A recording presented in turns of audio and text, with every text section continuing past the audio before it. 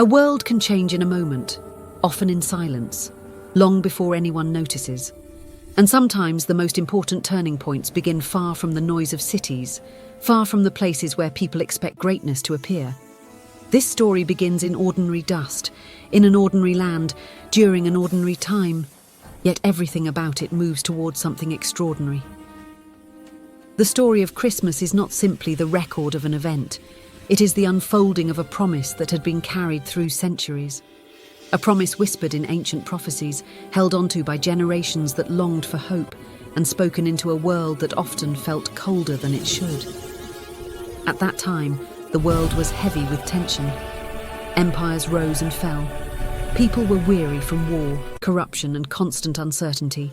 Many lived under the weight of leaders they did not choose, taxes they could not escape, and social systems that favoured only a few.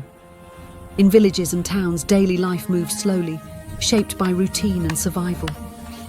People prayed for relief, for guidance, for a sign that they were not forgotten. For guidance. And in the midst of that quiet longing, the story of Christmas was already taking shape.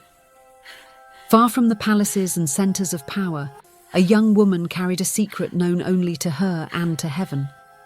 Though the world around her continued as usual, people working, families preparing meals, shepherds tending flocks, something hidden within her was growing, something that would alter the course of all human history.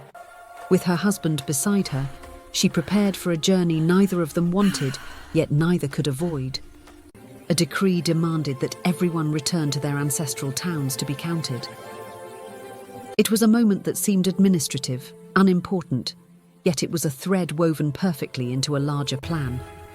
The road they travelled was long and uneven. Dust rose under every step. The sun burned during the day, and the nights grew cold. Travellers passed each other with tired faces, each person carrying their own worries. As the couple walked, the young woman carried a weight far greater than any travel burden. She carried the hope of nations.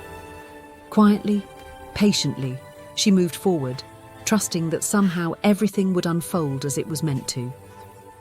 When they finally reached Bethlehem, the town was overflowing with others who had also come for the census.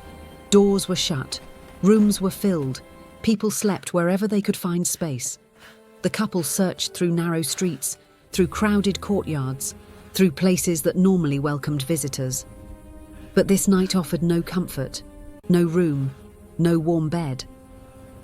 And still, the moment was approaching when the child would arrive.